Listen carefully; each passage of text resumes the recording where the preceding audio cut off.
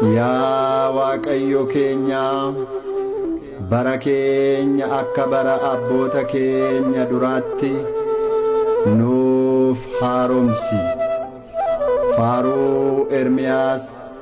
boqonnaa 5 lakkoofsa 21.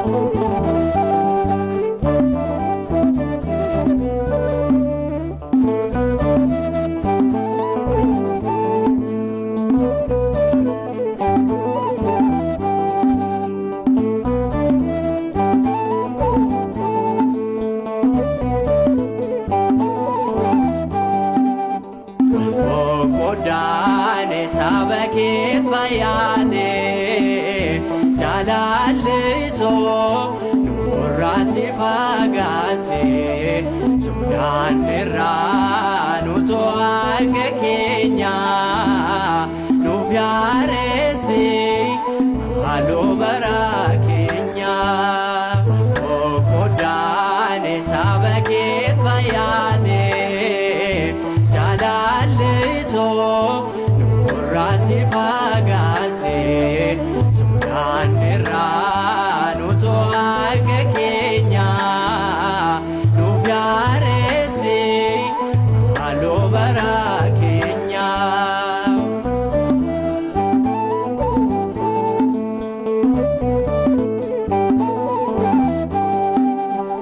yeyin bayate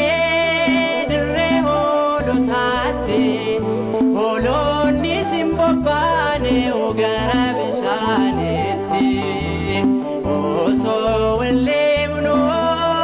binesan nyatamne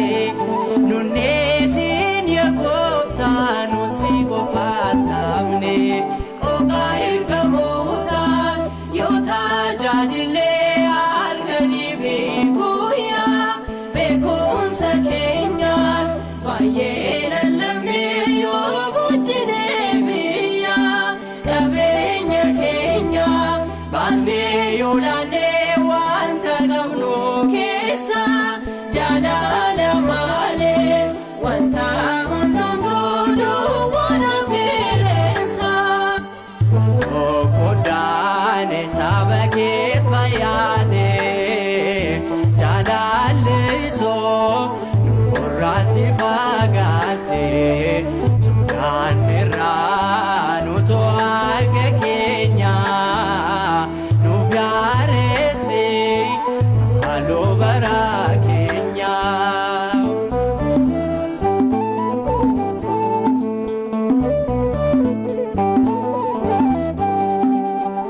Garan namota walirra fagate Jalalle hindiro jibbatu dhuunfaate Du'aaf dabarse hundumtuu allaata Furmaata saadamne gaamalee laata Qoqa ergamotan yoo tajaajille halkanii fi guyyaa beekumsa keenyaan baay'ee lallabne yoo guddine biyya qabeenya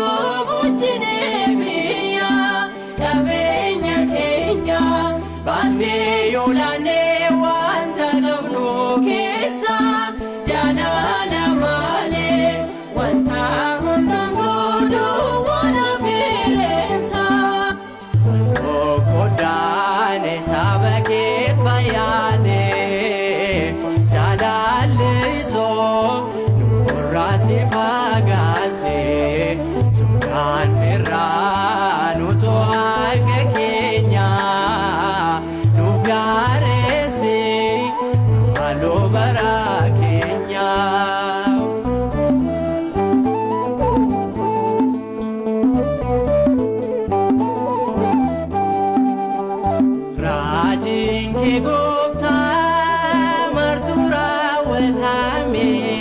xiqqaa fi guddaanis hundumtuu raafame bareechamaadha ati noonni seeyne yaada sammuu keenyaaf ati nullaate Qooqaa ergamootaan yoo tajaajillee halkanii fi guyyaa beekumsa keenyaan baay'ee lallabnee yoo guddinee biyya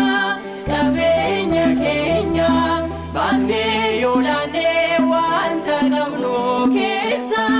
jaalala malee wanta hundumtuu duwwaadha fireensa.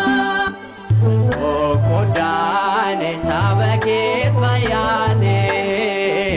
jaalallisoo nurraatti fagaate sudaan irraa nutoo harka keenya nuuf yaareesse halluu bara keenya. Okkodaane saba keet bayaate jaalallisoo nurraatti fagaate sudaan irraa nutoo harka keenya nuuf yaareesse halluu bara keenya.